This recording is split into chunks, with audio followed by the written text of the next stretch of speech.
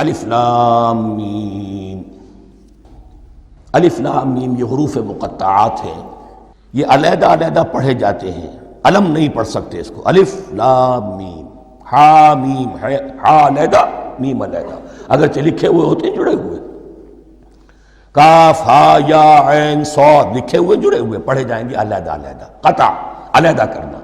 تو حروف مقطعات، ان کے بارے میں ایک بات تو جو ہے اجماعی ہے، سب کے نزدیک مسلم ہے، ان کا کوئی حتمی مفہوم اور ان کے حتمی معنی کسی کو معلوم نہیں سوائے اللہ اور اس کے رسول کے۔ اس معنی میں یوں بھی کہا گیا یہ کوڈ ورڈز ہیں، جیسے کہ کوئی میسیجز جو ہیں ادھر ادھر بھیجے جاتے ہیں، سیکرٹ میسیجز، تو کچھ کوڈ ورڈز ہوتے ہیں جس سے سمجھ میں آتا ہے کہ یہ بات واقعتاً صحیح سورس سے آ رہی ہے، واللہ عالم۔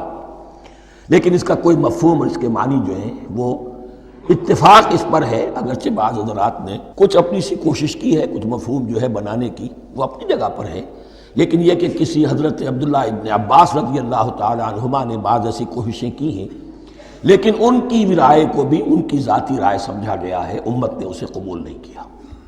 اجماع اور کنسنسس اسی پر ہے کہ اس کے معنی اور مفہوم کسی کو معلوم نہیں سوائے اللہ اور اس کے رسول کے۔ البتہ بعض چیزیں ایسی ہیں کہ وہ اگر نوٹ کر لی جائیں تو شاید آئندہ اس میں کچھ راز کھلنے کے امکانات پیدا ہو جائیں۔ دیکھیے عربی زبان کے جو الفابیٹس ہیں ان کی تعداد 29 ہے یا 28 ہے، میں بتا چکا ہوں۔ الف اور حمزہ کو ایک سمجھے تو 28 ورنہ 29۔ پہلی بات یہ نوٹ کیجئے، قرآن حکیم کی 114 صورتوں میں سے 29 صورتوں میں ان کے شروع میں یہ حروف مقطعات آئے۔ دوسری بات یہ کہ اس میں 28 کا نصف کیجئے تو 14 استعمال ہوئے، 14 نہیں استعمال ہوئے، بالکل آدھی تعداد استعمال ہوئی ہے۔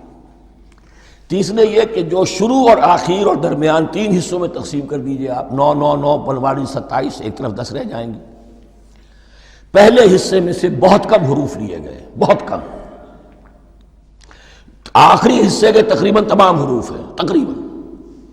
درمیانی حصہ وہ ہے کہ جس میں آپ نے دیکھا ہے کہ عربی میں جوڑوں کی شکل میں ہے، صاد ضاد، فرق کیا ہے نقطے کا، سین شین فرق کیا ہے نقطوں کا، را زا فرق کیا ہے نقطے کا۔ تو جو بھی نقطے والا لفظ ہے وہ نہیں لیا گیا، اور جو بغیر نقطے کے غیر منقوط ہے وہ لیا گیا۔ پھر اس میں 3 صورتیں ہیں جن میں ایک ایک حرف آیا ہے، سورہ قاف، سورہ نون، سورہ صاد۔ پھر صورتیں ہیں جن میں 2 2 آئی ہیں، جن میں 3 3 آئے ہیں، پھر 4 4 آئے ہیں، 2 ہی صورتیں ہیں جن میں 4 4 ہیں، اور 2 ہی صورتیں جن میں 5 5 ہیں۔ تو یہ ہے صرف یوں سمجھیے کہ اعداد و شمار۔ اس کے حوالے سے کچھ آدمی غور کرے تو شاید کوئی بات نکلے۔ باقی وہ مثال میں آپ کو بتا دیتا ہوں کہ حضرت عبداللہ ابن عباس نے ایک رائے ظاہر کی کہ الف لام میم در حقیقت ایک جملے کا خلاصہ ہے، انا اللہ اعلم۔ پہلا لفظ انا، اس کا الف لے لیا، درمیانی لفظ اللہ، اس کا درمیانی لام لے لیا، تیسرا لفظ اعلم، یہ آخری لفظ ہے، آخری حرف میم لے لیا، انا اللہ اعلم، میں اللہ جانتا ہوں، واللہ اعلم، واقعتاً اللہ ہی جانتا ہے۔ یہ حضرت عبداللہ ابن عباس کی رائے ہے، لیکن اگرچہ انہیں حبر الامت مانا گیا ہے، لیکن یہ کہ ان کی اس رائے کو بھی اکثر و بیشتر مفسرین نے قبول نہیں کیا۔